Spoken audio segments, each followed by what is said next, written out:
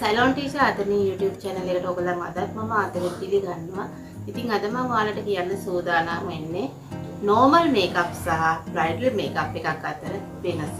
ඉතින් මම මේක ඇත්තටම කියන්න හිතුවේ පහුගිය කාලේ මම සමාජ මාධ්‍යයේ post එකක් දැක්කා normal makeup එකක් කරගන්න කියලා ඇවිල්ලා තියෙන්නේ.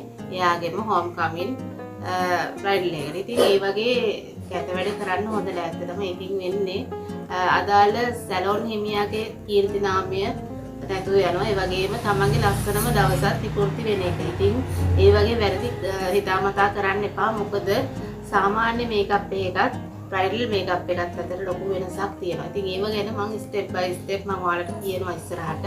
ඉතින් අපි දැන් ඉස්සරහට ඒව ගැන කතා කරමු.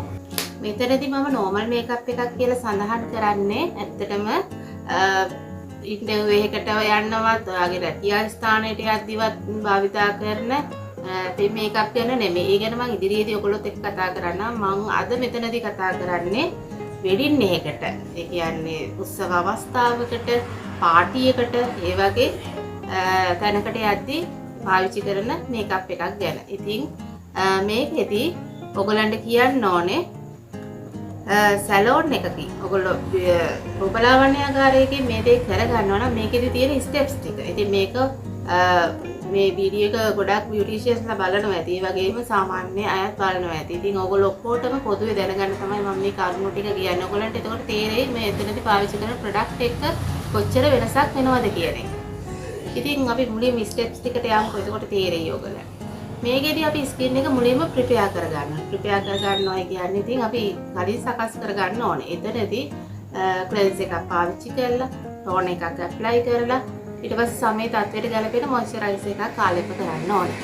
ඊට පස්සේ ප්‍රයිමර් එකක් පාවිච්චි කරන්න ඕනේ. ප්‍රයිමර් එක ඔප්ෂනල්. ඒක සමහර අය පාවිච්චි කරනවා, සමහර අය පාවිච්චි කරන්නේ නැහැ. ඒක ඔයාලගේ තීරණයක්. ඉතින් එතනදී ප්‍රයිමර් එක පාවිච්චි කරනවා නම් වඩාත් හොඳයි. හරිද? ඒ වගේම තමයි ගොඩක් කස්ටමර්ස්ලාගේ ඇසට අඳුරු ගතිය තියෙනවා. ඩාර්ක් ඒරියාස් තියෙනවා. ඉතින් ඒව කන්සීලර් එකකින් කවර් කරගන්න ඕනේ. ඊට පස්සේ අපි ෆවුන්ඩේෂන් එක ඇප්ලයි කරනවා නම් ෆවුන්ඩේෂන් එක ලයිට් හෝ මීඩියම් වෙන්න ඕනේ. ස්කින් එකට ගැලපෙන්න. ස්කින් එක ළඟින් යන ටෝන් එකක් වෙන්න ඕනේ. බෙල්ලේ පාටට මූණ තියෙන්න ඕනේ. ඉතින් ඊට වඩා ඕය යනවා නම් ඒක ඇත්තටම විකෘති.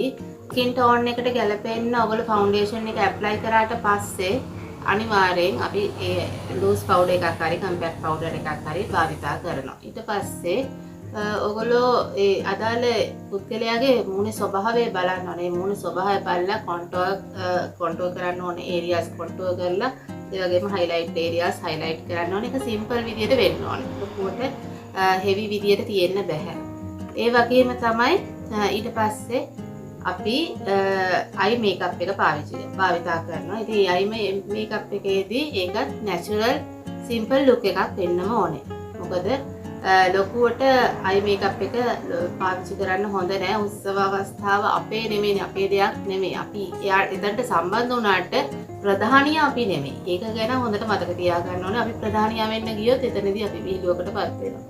මෙතනදී අනිවාර්යයෙන්ම අයි බ්‍රෝ පෙන්සිල් එකකින් හරි අයි බ්‍රෝ පවුඩර් තියෙනවා. ඉතින් ඒ වගේ දෙයකින් සිම්පල් විදියට අයිබ්‍රෝ ඇඳලා ඒ වගේම තමයි අයි ෂැඩෝ ඒ ඇඳුමට එයාගේ වයසට ගැලපෙන්න යන උත්සව අවස්ථාව වේලාව අනුව ඒ අයි ෂැඩෝ ආලේප කරන්න ඕනේ. ඒ වගේම කාජල්, මස්කාරා, අයිලයිනර් ඒවා හරියට එයාගේ කැමැත්ත පරිදි කරන්න ඕනේ. ඒ වගේම සමහර කස්ටමර්ස්ලා ඉන්න විශේෂයෙන් තරුණ අය අයිලෑෂස් පාවිච්චි කරනවා. ඉතින් ඒකත් අර ලොකුවට පේන ඒවා දාන්න හොඳ නැහැ. ඒ වගේ අවස්ථාවකට ඉතින් ඒ වගේම අයි ලෙන්සස්ුත් පාවිච්චි කරනවා. ඉතින් ඒක එයාලගේ කැමැත්ත අනුව අපිට කරලා දෙන්න ඕනේ. හැබැයි එයාට ගැලපෙන්නත් ඕනේ. ඉතින් ඒව ගැන ඔයගොල්ලෝ සැලකිලිමත් වෙන්න. ඉතින් මේවා තමයි අයි මේකප් එකේදී තියෙන දේවල්. ඉතින් සිම්පල් බියුටි අයි මේකප් එකකින් පස්සේ අපි ලිප් මේකප් එකට යනවා. ඉතින් ලිප් මේකප් එකේදී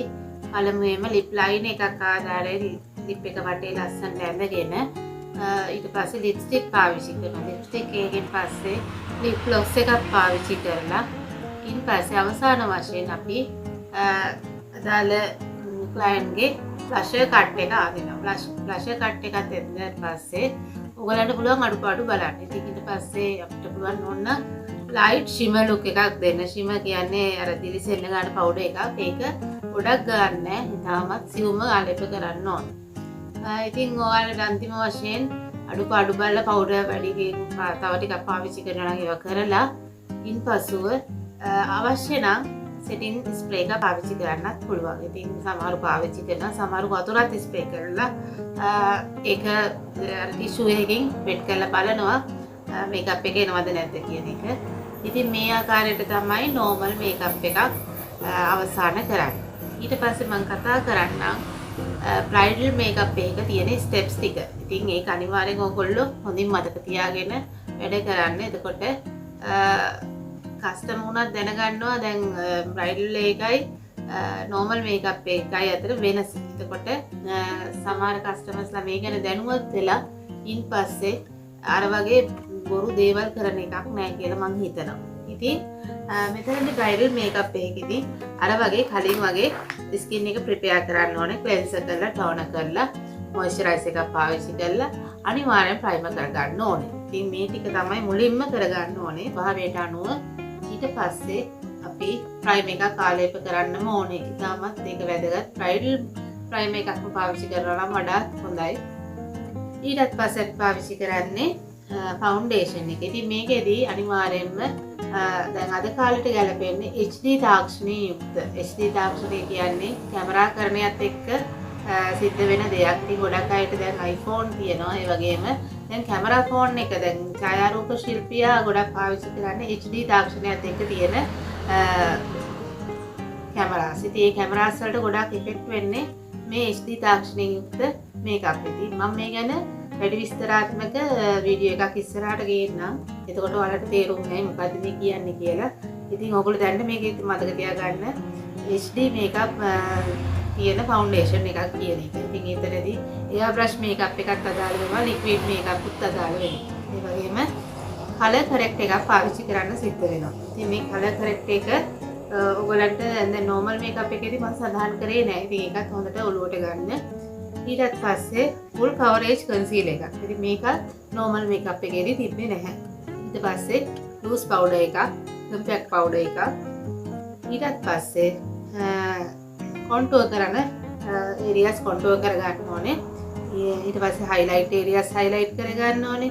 අපි කරන්නේ බ්‍රයිට්ගේ අයි මේකප් එක ගැන එතනදී අනිවාර්යයෙන්ම ඔයගොල්ලෝ සැලකිල්ලට ගන්න ඕන විශේෂ කාරණයක් තමයි නෝමල් මේකප් එකකට සාපේක්ෂව බ්‍රයිට් කෙනෙක්ගේ අයි මේකප් එක කරද්දී ඒක ඉතාමත් සුන්දර වෙන්න ඕනේ. මොකද සුන්දර වෙනවා කියන්නේ මෙතනදී ලොකු දෙයක් කරනවා කියන එක නෙමෙයි. ඒ කියන්නේ ලොකුවට මේ දිලිසෙන්න ගාලා එහෙම එකක් නෙමෙයි මම මෙතනදී අදහස් කරන්නේ. මොකද එදාට මනමාලි කටින් කතා කරනවට වැඩිය ඇස් දෙකෙන් තමයි කතා කරන්නේ. ඒකෙදී ඇහි බැමි දෙකේ ලස්සන කියන්නේ නීට් ගතියක් තියෙනවා. ඉතින් ඒ නීට් ගතියත් එක්කම ඇස් දෙකට පාවිච්චි කරන ප්‍රොඩක්ට් ගැන සැලකිලිමත් වෙන්න ඕනේ. ඉතින් මේකෙදී අනිවාර්යයෙන්ම ඔයගොල්ලෝ අයි ෂැඩෝ තෝරගatti බ්‍රයිඩල් ෂේඩ් අයි ෂැඩෝ එකක් පාවිච්චි කරන්න ඕනේ. ඉතින් එදාට ඔයගොල්ලෝ දන්නවනේ සාමාන්‍ය කොළ පාට, දම් පාට, ඒ වගේ දේවල් ගන්න නීල් පාට. එහෙම ගන්නෙ නැහැ. ඉතින් මේ බ්‍රයිට් කෙනෙක්ගේ ගැලපෙන්න පාට පාවිච්චි කරලා ඒක නියුට් කලර්ස් කියන්නේ ඒ වගේම එර්ත් කලර්ස් ඒ වගේ බ්‍රයිඩල් ෂේඩ් අයි ෂැඩෝ වෙනම තියෙනවා. ඉතින් ඒවා ලස්සන ක්‍රමානුකූලව ගැලපෙන්න තමයි අපි පාවිච්චි කරන්න ඕනේ. ඒ වගේම තමයි අපි අයිලෑෂස් පාවිච්චි කරනවා නම් ඒකත් ටිකක් චුට්ටක් හෙවි ගතියක් තියෙන්න ඕනේ නෝමල් මේකප් එකකට සාපේක්ෂව. ඒ වගේම තමයි අපි පාවිච්චි කරන අයිලයිනර් ඒ වගේම කාජල්, මස්කාරා වෝටර් ප්‍රූෆ් විය යුතුමයි. මොකද සමහර අවස්ථාවලදී මනමාලි අඬන්න සිද්ධ වෙනවා දෙමව්පියන්ගෙන් වෙන් වෙලා යද්දි. ඉතින් ඒ වගේ අවස්ථාවකදී වෝටර් ප්‍රූෆ් මේ අයිලයිනර්, මස්කාරා වගේ තිබ්බේ නැත්තම් ඒව බේරෙන්න ගන්නවා. ඒක ඉතාමත් ඊට පස්සේ අසෝබන ලොං ලාස්ටිං මේකප් එකක් හඳව ගන්න. ඉතින් ඇත්තටම ලොං ලාස්ටිං ප්‍රොඩක්ට්ම පාවිච්චි කරන්නම ඕනේ. ඉතින් මේක තමයි බ්‍රයිඩල් මේකප් එකයි නෝමල් මේකප් එකයි අතර ප්‍රධානම වෙනස. සාමාන්‍ය මේකප් එකක් සහ බ්‍රයිඩල් මේකප් එකක් අතර යම් වෙනසක් දැන් තේරෙනවා ඇති. මොකද්ද මේකේ වෙනස කියන එක? ඇයි ගණන් වෙනස් වෙන්නේ කියන එක ඔයාලට තේරෙනවා ඇති. ඉතින් සමහර සැලොන්ස් තියෙනවා බ්‍රයිඩල් මේකප් එකට දානම ප්‍රොඩක්ට් පාවිච්චි කරලා සාමාන්‍ය අයටත් පාවිච්චි කරනවා. නෝමල් මේකප් වලටත් පාවිච්චි කරනවා. ඉතින් එයාලගේ ගණන් සාමාන්‍ය සැලොන් එකට සාපේක්ෂව වෙනස් වෙනවා. ඉතින් ඒක ඒගොල්ලන්ගේ පෞද්ගලික කැමැත්ත මත සිද්ධ වෙන දෙයක්. ඉතින් හැමෝටම මේ විදිහට කරන්න ආර්ථික අපහසුකම් ඇති හින්දා තමයි මම මේක වෙනම පැහැදිලි කරේ. ඉතින් මේක තමයි ඇත්තටම නෝමල් මේකප් එකක් සහ බ්‍රයිඩල් මේකප් එකක් අතර ප්‍රධානම වෙනස්කම්. ඉතින් ඔයගොල්ලන්ට ප්‍රශ්න ගැටලු තියෙනවා නම් මේ සම්බන්ධව අනිවාර්යෙන් ඉදිරිපත් කරන්න. මේක සම්බන්ධව මම ඉස්සරහට SD මේකප් එකක් සහ HD මේකප් එකක් අතර තියෙන වෙනස ඉතාමත් කෙටියෙන් වීඩියෝ එකක් ඔස්සේ ගේන්න බලාපොරොත්තු වෙනවා. ඉතින් මෙතෙක් වෙලා මේ වීඩියෝ එක නරඹුවාට ගොඩක් ස්තුතියි. ඔයාලා දන්න අයටත් මේක ෂෙයා කරන්න. ඒ වගේම සබ්ස්ක්‍රයිබ් කරලා නැත්නම් සබ්ස්ක්‍රයිබ් කරන්න. බෙල් අයිකන් එක ක්ලික් කරලා අලුතෙන් එන වීඩියෝ නරඹන්න ඔයාලට හැකියාව තියෙනවා. ඉතින් මෙතෙක් වෙලා මේ වීඩියෝ එක නරඹුවාට ඔයගලන්ට ගොඩක් ස්තුතියි. ආයිබෝවන්.